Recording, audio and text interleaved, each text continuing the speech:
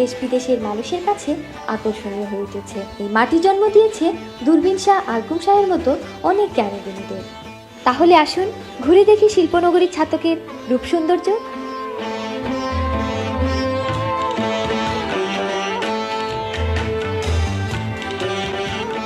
1800 খ্রিস্টাব্দের আরও আগের কথা, যখন পাক ভারত অবিভক্ত ছিল। তখনকার আমলে বর্তমান ছাতকের অদূরে ছিল বিস্তীর্ণ পাহাড়ি অঞ্চল, যেখানে বাস করত ভারতের মেঘালয় রাজ্যের গারো এবং খাসিয়া সম্প্রদায়। তারা পাহাড়ি বাগান থেকে কমলা, তেজপাতা এনে এই ছাতকে বেচাকেনা করত, কারণ তখন এই ছাতক ছাড়া এর আশেপাশে কোনো বাজার ছিল না। তাই এই পাহাড়ি কমলা এবং তেজপাতা অন্য কোথাও না গিয়ে এই ছাতকে আসতো। তখনও কিন্তু এর নাম ছাতক ছিল না। ছাতকের ব্যবসায়ীরা বেশি করে কমলা কিনে কমলার আড়ত তৈরি করত এবং এই আড়ত থেকে বাংলাদেশের বিভিন্ন জায়গায় কমলা রপ্তানি হতো। কিন্তু যারা ছোট ব্যবসায়ী, তারা পাহাড় থেকে কমলা এনে এই ছাতকে হাট বসাতো। জায়গাটি যেহেতু খোলা ছিল, কোনো বাড়ি ছিলই না, তাই দোকানিরা যাতে রোদ বৃষ্টি থেকে নিজেদের রক্ষা করতে পারে সেজন্য এক ধরনের ছাতার পাতা এবং বাঁশ দিয়ে তৈরি ছাতির সাহায্যে মাথার উপর ছাউনি দিত। যখন বাজার বসত তখন সমস্ত এলাকা ছাতির নগরীতে পরিণত হতো। এই থেকেই ছাতির নগরী ছাতকে পরিণত হয়।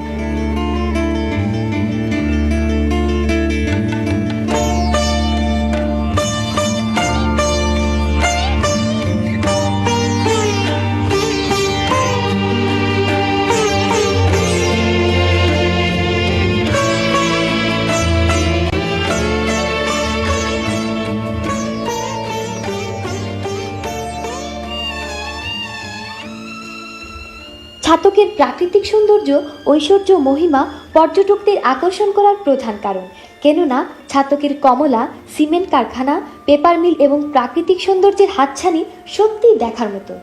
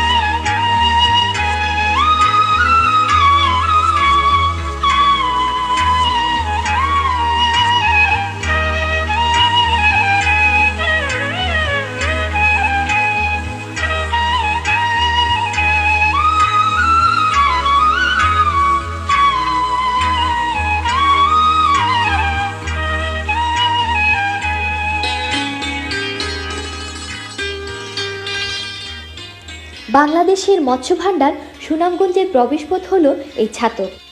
এই এলাকার প্রচলিত একটি প্রবাদ এখনও লোকমুখে শোনা যায়, আর সেটি হচ্ছে, ছাতক তনে আইলায় হেরি যাইতা বদরপুর, সিলেটাইয়া জিজ্ঞাস করুন জৈন্তা কত দূর। এ তো গেল প্রবাদের কথা, এবারে আসুন আসল কথায়। চুন শিল্প, সিমেন্ট ফ্যাক্টরি, নুড়ি পাথর, কাগজ শিল্প ইত্যাদি ছাতককে রূপ দিয়েছে শিল্পনগরীতে।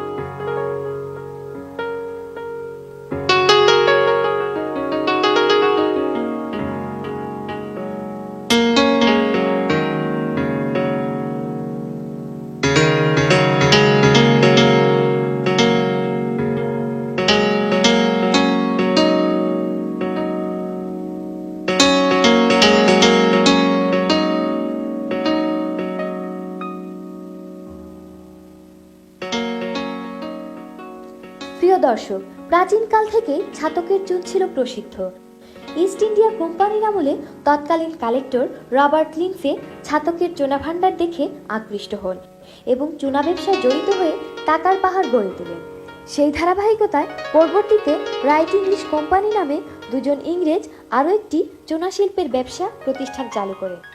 এই প্রতিষ্ঠানের প্রতিষ্ঠাতার মৃত্যুর পর তাকে স্মরণীয় করে রাখার জন্য তারই উত্তরাধিকারীরা ছাতকে নির্মাণ করেন একটি মিনার, যার নাম হচ্ছে সাহেব মিনার। আর এই সাহেব মিনারটি ঐতিহাসিক নিদর্শন হয়ে মাথা উঁচু করে দাঁড়িয়ে আছে শিল্পনগরীর ছাতকের বুকে।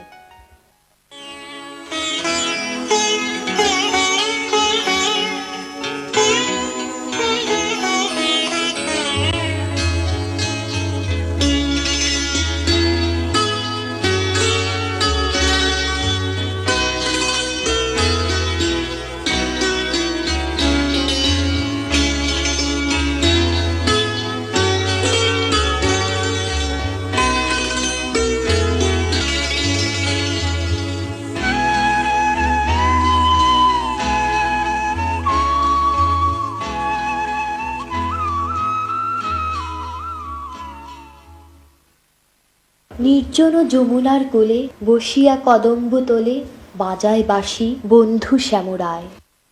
জনপ্রিয় এই লোকগীতি সহ প্রায় হাজারখানেক গানের লেখক মরমী শিল্পী দূরবীন শাহের মাজার এটি। ছাতক সিমেন্ট ফ্যাক্টরির সংলগ্ন প্রায় 200 ফিট উঁচু দূরবীন টিলায় দূরবীন শাহের এই মাজার অবস্থিত। মরমী শিল্পীর এই মাজারটি আজ অযত্ন আর অবহেলায় পড়ে আছে। সিলেটবাসীর এই গৌরব গাথাকে সিলেটবাসীদেরকেই রক্ষা করতে হবে। 40-এর দশক থেকে 70-এর দশক পর্যন্ত সুদীর্ঘকাল গান রচনা করে বাংলা সাহিত্যের চলমান গতিকে যারা ত্বরান্বিত করেছেন তাদেরই একজন দূরবীন শাহ। 1910 খ্রিস্টাব্দে সুনামগঞ্জ জেলার ছাতক উপজেলার নোয়ারাই গ্রামে এই বাউল শিল্পী জন্মগ্রহণ করেন। ত্রিমুখী প্রতিভার অধিকারী এই বাউল কবি 1968 ইংরেজিতে ব্রিটেনের বার্মিংহাম শহরে ইস্টার্ন ফিল্ম ক্লাবের আমন্ত্রণে অতিথি হয়ে সে দেশে যান এবং নিজের লেখা ও সুর করা গান পরিবেশন করে জ্ঞানের সাগর উপাধিতে ভূষিত হন। এই মরমী কবি আমাদের গর্ব, আমাদের অহংকার। সুপ্রিয় দর্শক, আমি এখন বসে আছি দূরবীন শাহের পরিবারের সাথে। ইনি হচ্ছেন দূরবীন শাহের নাতনি পপি, আর ইনি হচ্ছেন দূরবীন শাহের দ্বিতীয় ছেলে আজম শরীফ।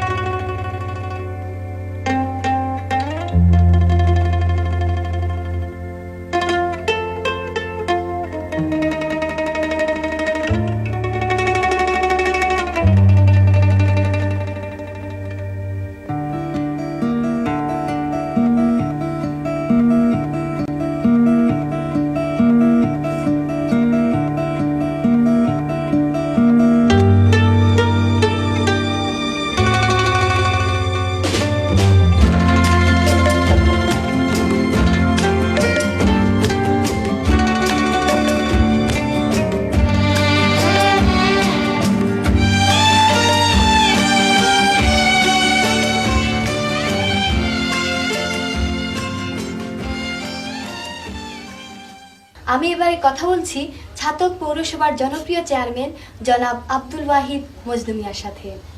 আসসালামু আলাইকুম। ওয়ালাইকুম সালাম। আচ্ছা, ছাতক একটা পর্যটন কেন্দ্র হওয়ার সম্ভাবনা থাকা সত্ত্বেও এখানে কোনো পর্যটন কেন্দ্র গড়িয়া ওঠেন না, এই ব্যাপারে আপনার অভিমত কিটা? এই ব্যাপারে আমার অভিমতটা হচ্ছে, এই মানুষের মৌলিক চাহিদার অন্যতম আরেকটি একটা পর্যটন শহর হিসাবে যদি মানুষের মনের যে খোরাক আমরা পূরণ করতে পারি, ছেলে মেয়েদের মনের যে ভাব, যে উৎসাহ উদ্দীপনা সৃষ্টি করার জন্য খেলাধুলার বা পর্যটন এরিয়া হিসাবে যদি একটি স্বীকৃত এরিয়াও আমরা লাভ করতে পারি, স্বীকৃতি নিতে পারি, সেটার জন্য আমরা আমাদের চেষ্টা, আমি এবং আমার পরিষদ আন্তরিকভাবে কাজ করে যাচ্ছে। আপনারা ছাতক থানার তো অনেকে প্রবাসে জীবনযাপন করে, তাদের উদ্দেশ্যে আপনি কিছু হুক্কা? আসলে আমার প্রবাসী অনেক বন্ধুরা, অনেক আত্মীয়রা আমার বিভিন্ন দেশে, মানে ওয়ার্ল্ডের বিভিন্ন দেশে তারা বসবাস করতেছে। এটা আমাদের একটা গর্ব, অহংকার। উদাহরণস্বরূপ আমি ইতিমধ্যে পৌরসভার, বাংলাদেশের পৌরসভাগুলোর পক্ষ থেকে কতগুলি দেশে ভ্রমণ করার এবং প্রতিনিধিত্ব করার আমার সৌভাগ্য হয়েছে। যেমন গত 2 তারিখে আমি বাংলাদেশের পৌরসভা চেয়ারম্যানদের পক্ষ থেকে 6 জন পৌরসভা চেয়ারম্যান আমরা ফ্রান্সের লিওন শহরে আমরা একটি সেমিনারে অংশগ্রহণ করেছি। সেখানে বিশ্বের 165 জন মেয়র অংশগ্রহণ করেছে। এই অংশগ্রহণের মাধ্যমে আমরা প্রবাসী যারা বাংলাদেশি তাদের সম্পর্কে যতটুকু আমরা জানতে পেরেছি, তারা যে সহযোগিতা করেছে, প্রতিটা প্রবাসী আমার পরিবারের একজন সদস্য হিসাবে, আপনজন হিসাবে দায়িত্ব পালন করেছে। পাশাপাশি আমি ফ্রান্সের সফর শেষে আমি যুক্তরাজ্যের উদ্দেশ্যে 7ই ডিসেম্বর 2003 যখন আমি পৌঁছি, প্রবাসী বন্ধুরা, আত্মীয়রা যেভাবে আমাকে, যে ভালোবাসা, যে আন্তরিকতা দেখিয়েছে, যেভাবে আমাকে সংবর্ধিত করেছে, আসলে তারা যে উদার এবং যে সমমনা, তাদের যে মনের যে ভাব, অবশ্যই সেটা প্রশংসার যোগ্য, দাবিদার। আপনারা ঘুরে দেখি যেমন সিলেটের পক্ষ থেকে অশেষ ধন্যবাদ। আপনাদেরকেও ধন্যবাদ।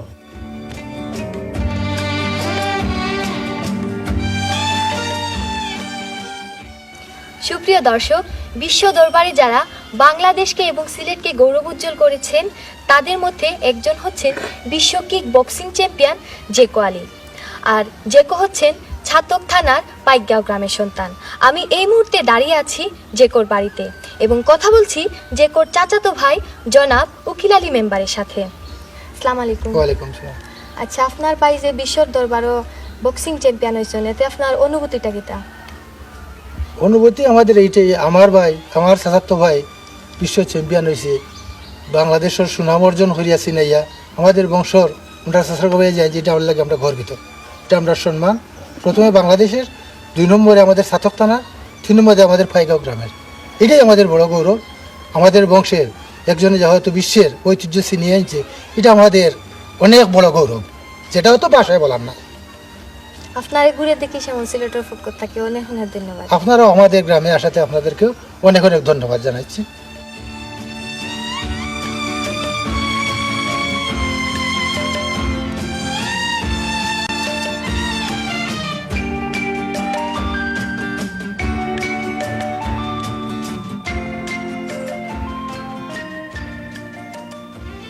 ঘাটে লাগাইয়া ডিঙ্গা, পান খাইয়া যাও মাঝি, পান খাইয়া যাও। যারা পান খেয়ে ঠোঁট লাল করেন, তারা কি জানেন প্রতিদিন এই ছাতকের চুন পেটে চালান করছেন? চুনের দেশ, পাথরের দেশ আর সৌন্দর্যের দেশ ছাতক থেকে বিদায় নিচ্ছি আমি তানিয়া। আবারও দেখা হবে, আবারও কথা হবে। খুদা হাফেজ।